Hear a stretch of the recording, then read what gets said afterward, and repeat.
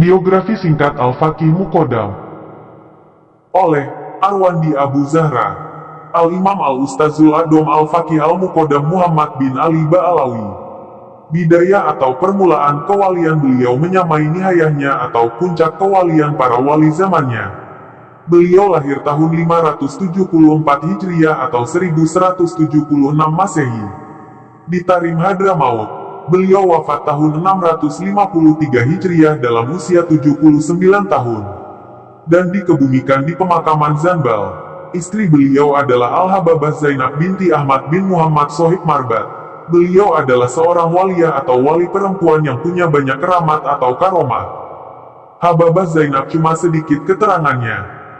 Karomah beliau, ketika hujan lebat turun di kota Damun, penduduknya datang menemui beliau. Mereka takut terkena banjir yang dapat menyapu rumah-rumah mereka yang terbuat dari lumpur. Kemudian beliau berkata, "Pulanglah kalian ke rumah masing-masing, sebab aku telah mendengar malaikat di awan berkata, Gaidun, Gaidun." Kemudian para penduduk pun pulang ke rumah masing-masing. Benar saja, ternyata yang terkena banjir adalah Wadi Gaidun. Beliau wafat hari Sabtu 12 Syawal tahun 669 Hijriah. Semua anak-anak Al-Faqih adalah dari beliau. Anak-anak beliau adalah 1. As-Syekh Alwi Al-Buyur, 2. As-Syekh Abdullah, 3. As-Syekh Abdurrahman, 4. As-Syekh Ali, 5. As-Syekh Ahmad, radhiyallahu anhum ajmain. Mereka semua adalah ulama dan aulia penerus orang tua mereka.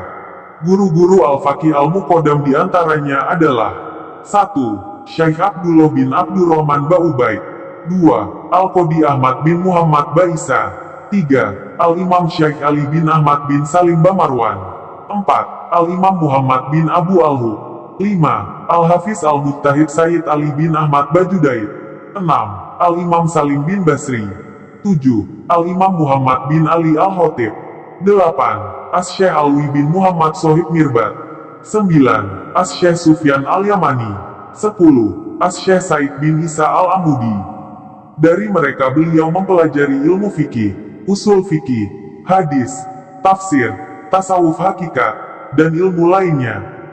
Di antara karomah beliau adalah beliau setiap malam melakukan miraj ke langit dari tempat khalwatnya, sebagaimana disaksikan oleh murid beliau, Syekh Said Umar Lihaf.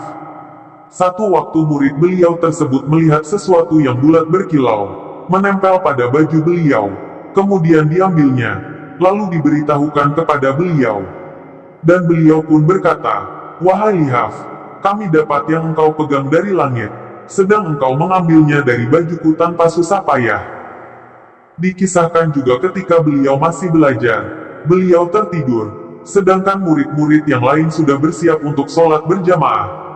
Seketika itu juga, beliau mengisyaratkan tangan beliau ke sumur dan tiba-tiba air sumur itu pun naik. Lalu beliau wudhu dan sholat bersama murid-murid yang lain tanpa tertinggal.